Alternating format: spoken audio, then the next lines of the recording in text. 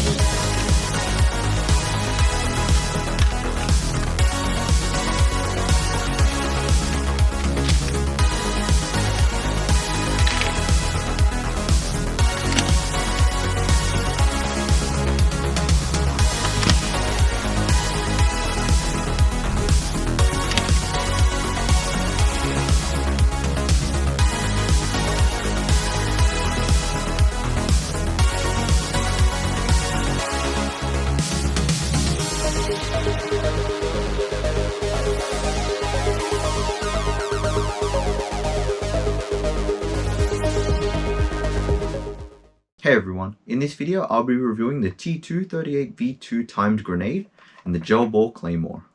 I haven't seen many reviews on the Timed Grenade for Nerf, but the Claymore was all the craze a few years ago. This version of the Claymore is slightly different to the ones reviewed by other YouTubers, but it functions the same way, so you can still set it off using the included clacker or set it up to use a tripwire. In the box, you get the Claymore, the clacker, a rechargeable battery, a USB charger, a spool of rope, a plastic handle to hold the spool, a spare pin to lock the Claymore, and a bag of gel balls. To load the Claymore, you'll need to have it open first. Then cram your projectiles onto the piece of canvas while you close it. Make sure to flick the switch inside the Claymore to turn it on before you close it if you want to use the included clacker.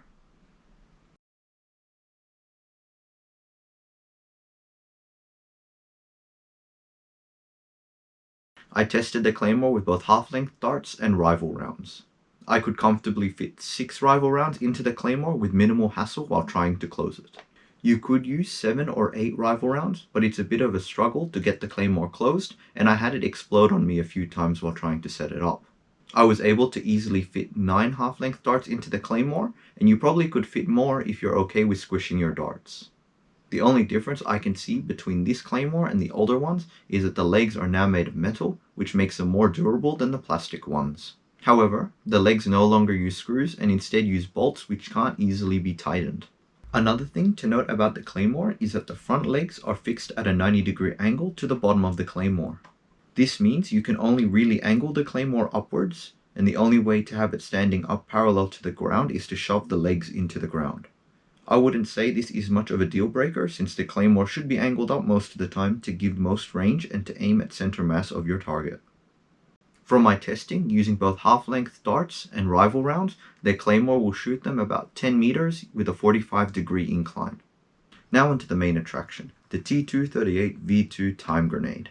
This is a complete overhaul of the original Nerf grenades everyone was reviewing a few years back. I don't own one of them, so I'll be using PNGs for comparison. Both grenades split their projectiles into 3 different compartments, but how you load these compartments differs between the grenade designs.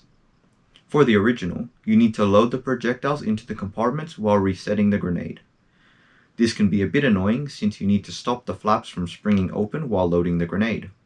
The timed grenade is able to be loaded while the flaps are already closed and locked. To load the grenade, first reset the flaps by folding them back into the grenade and holding them closed. Next, lift the top of the grenade up until the bottom slides up and interlocks with the bottom of the flaps. Finally, twist the top of the grenade around 45 degrees to lock the flaps in place while leaving an opening into the compartments. This lets you drop in whatever projectiles you want, so long as they can fit through the gap. You can fit around 4 rifle rounds or 6 half-length darts into each compartment. If you're using rifle rounds, you can technically squash 6 into each compartment, but that adds more stress onto the flaps and can cause the grenade to explode early. With half-length darts, you should be able to fit 7 or 8 darts into each compartment if you line them up neatly. 6 darts just fit comfortably into each compartment, and it doesn't take much effort to put them in there. If you have them, you can fit handfuls of dart heads into each compartment. I didn't even bother counting how many because you can fit a ton of them in. Just have fun trying to find them later. You can also use full-length darts with the grenade, but I wouldn't really bother since you can only fit 3 or 4 and you sort of have to fold them to get them into the grenade, so it's not really worth the hassle. After you've loaded your projectiles, hold the flaps in place, twist the top back 45 degrees, and push it down so it lines up with the top of the flaps. Pull the spool down and put the pin in to prevent it from exploding, and you're good to go. The first main improvement of the timed grenade is how the projectiles are launched. The original flings them upwards in relation to the grenade. Because they only fly one way, if the grenade lands wrong, the projectiles could fly in the opposite direction of where you want them to go. The timed grenade tries to fix this problem by releasing the projectiles to the sides of the grenade, releasing them in a 360-degree radius around the grenade. Since the projectiles aren't being released upwards or downwards relative to the grenade, there's still a chance that your opponent might not be hit by the projectiles if the grenade lands incorrectly. From my testing, if the grenade goes off lying down on its side, around 2/3 of the projectiles go straight into the ground. The second improvement of this grenade can be used to solve that problem, and it's given away in the name. The grenade has a mechanical timing system which lets it go off after a short delay like a real grenade. This makes this grenade way more versatile than the original grenade, as that one goes off on impact. Using the delay, you can throw the grenade behind cover and have it explode midair to catch some opponents off guard. From what I can tell, there's a spring inside the grenade that applies force to push the top and bottom of the grenade away from each other to let the flaps open. There's an O-ring at the top of the grenade that applies friction that causes the spring to decompress slower, which causes the delay. To adjust the timing of the grenade, you use the included Allen key to tighten the Allen bolt at the top of the grenade.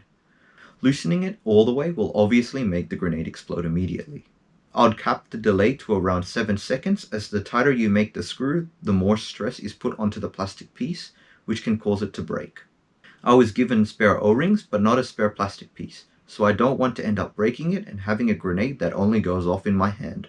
Unfortunately, there's no easy way to see how long it takes for the grenade to go off, other than pulling the pin and using a stopwatch to see how long it takes for it to explode. Because the timing is determined by friction, the grenade also isn't very consistent. From my testing, when the grenade is lying down, it launches its projectiles in a radius of about 3 meters. When standing upright, it launches the projectiles in a radius of around 2 meters, but they don't get as much airtime.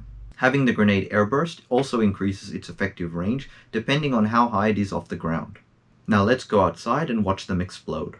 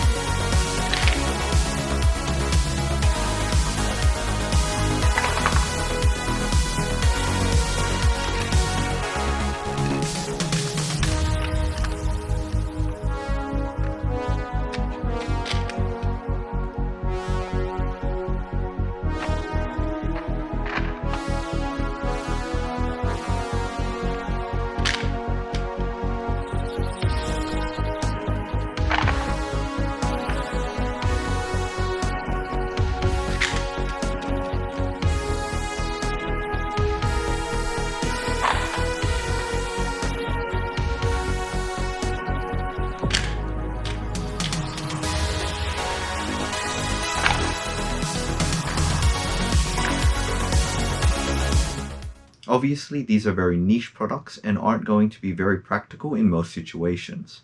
The Claymore is extremely situational and can be a hazard in public places since it looks fairly realistic. If you play with a club, make sure they approve of it before you use it, as they might have banned it due to its appearance. There's also no way of confirming any tags that you get with this thing unless you're directly looking at it all the time. I would say this thing is only really practical if you're playing with friends you can trust to call their hits and you're on private property. I would also avoid using the tripwire, as the name might suggest, it's a tripping hazard. The T238 V2 Timed Grenade is slightly more practical than the Claymore. Since you have to actively throw the thing, you're more likely to be able to call out any hits you get with it. Once again, make sure to check with your club if they allow it before you use it. If you do use the grenade, I highly recommend you don't fastball it at someone. The grenade is made of solid plastic, so it'll probably do some damage if you hit someone square in the face with it. You're also more likely to break the grenade if you end up pegging it straight into a wall. Sydney Nerf's rules only allow underarm throws and no throws longer than 20 meters, so I recommend sticking to those if your club doesn't have their own rules for the grenades. As for what projectiles are best in the grenade, I strongly recommend dart heads since you can fit so many of them into the grenade. I didn't have any footage using dart heads since they didn't show up well on camera.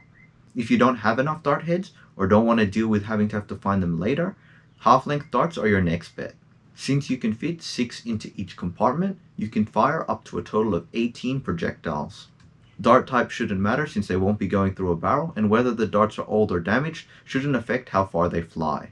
Rival rounds look cool flying out of the grenade, but because you can only fit 4 into each compartment, for a total of 12 projectiles, you have a lower chance of hitting your target. One thing to note about the grenades is that they can have some quality control issues. My brother's grenade doesn't explode because the springs on the flaps have too much tension, which doesn't allow the grenade to open up correctly. Xfox Games on YouTube also had his grenade broken out of the box, where the plastic piece around the O-ring was already broken. Keep these in mind if you're looking to purchase one of these grenades, because you might end up getting a dud. Anyway, that's it for this video. Thanks for watching, don't forget to like and subscribe, share this video with your friends, and I'll see you in the next one.